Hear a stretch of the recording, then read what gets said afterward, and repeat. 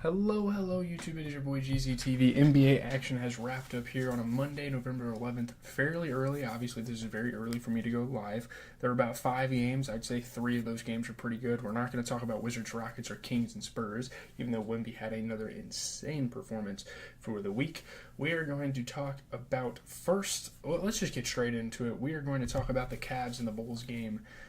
Donovan Mitchell scores 36. The Cavs beat the Bulls by 6 for their 12th straight win, 12-0. This is the 8th NBA team to begin a season with 12 straight wins. We're kind of narrowing it down. Before it was like they were like one of 12 teams in NBA history to be 11-0, and now it's one of 8 for 12-0. So, Donovan Mitchell, obviously having probably the best game of his season so far. He played absolutely phenomenal. Yeah, the Cavs beat the Bulls, and yeah, they won by 6. Donovan Mitchell, insane buckets.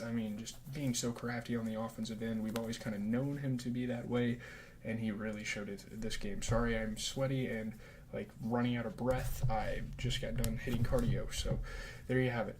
Donovan Mitchell was great this game. Obviously, Darius Garland was hitting some big shots down the stretch. Those two, what a guard duo that is.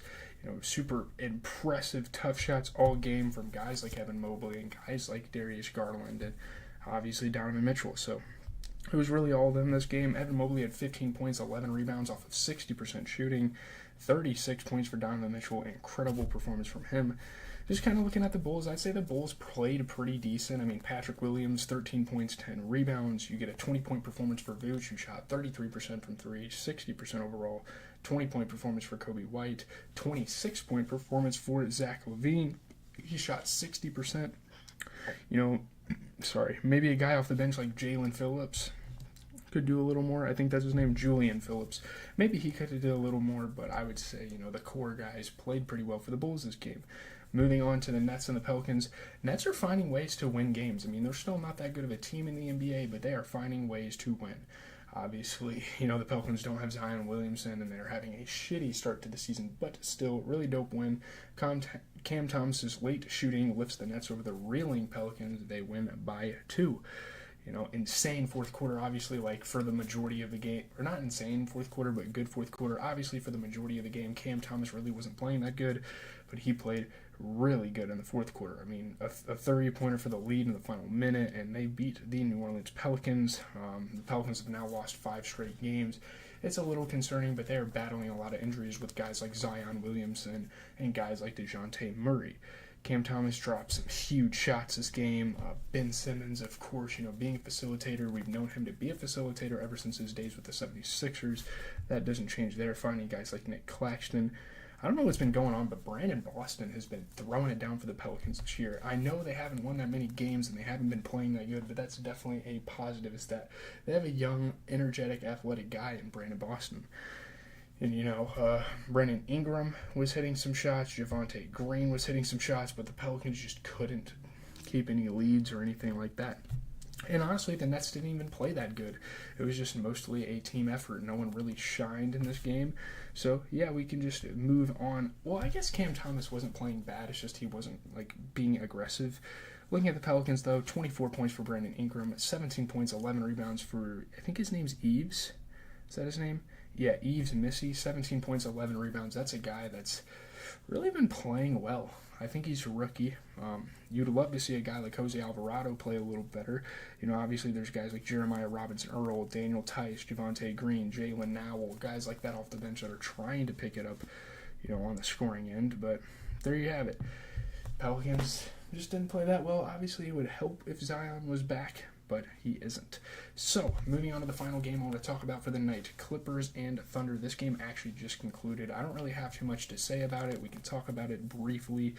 Shai Gilgeous-Alexander, getting through defense, hitting tough shots all game. He's going to have to be the guy.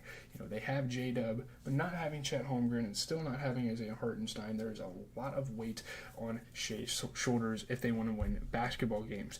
Insane scoring night for Shai, though. He shined real bright.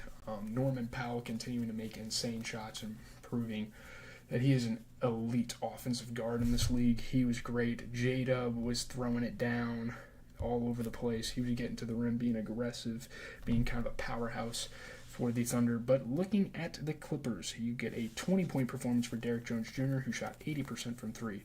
You get 22 points and 14 rebounds for Zubac, who shot 75%. 17 points, 11 rebounds for James Harden. You get a 31-point performance from Norman Powell off of 67% shooting. Absolutely incredible. Obviously, Terrence Mann definitely could have played a little better, and they have guys like Chris Dunn and KPJ and Amir Coffey off the bench to kind of pick up his scraps. But you still would like to see a little more out of Terrence Mann. I'm not really sure why guys like Dunn, Coffey, or KPJ don't start over him. Again, I've kind of had those gripes for a while, but I guess they don't have Kawhi. Maybe the rotation is going to change a little bit if or when he gets back. I don't know if he's coming back anytime soon. Who knows? But Tuesday is a pretty big night. Obviously, you get the first group play games for the NBA Cup, so that is exciting. Some elite games to kind of look forward to. I mean, Mavs-Warriors will be a good game. I think that's really like the major game I would look forward to if I were you. So there you have it. I'm out, guys. Just some announcements from the channel. I have a lot of videos I'm trying to juggle right now. I'm going to be trying to get this Tyler, the Creator video out. I need to get an NFL recap out at some point for this week's action. I think the Monday Night Football game's still going on right now. I think there's like a couple of minutes left in the game. I'm going to talk about all the close games there. Don't you worry. We will do that at some point in the week. And obviously, Thanksgiving break is coming up, so I'll have plenty of time to do all that stuff for you guys. But I'm out. Leave a like, comment, and subscribe. Or comment on the replay if you want. I don't usually look at these and watch my recaps and stuff, but if you guys want to leave comments, feel free to do so. But it's been your boy. I don't know what else to say. Celtics play the Hawks tomorrow, but I don't know if that's going to be that good of a game. We'll have to see. Maybe Risa Shea has another breakout game. Who knows?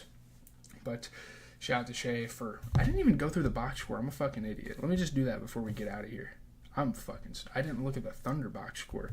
Let me just go through that real quick for you in the video. J-Dub, 28 points, 67% from three. Shea had 45 points off of 50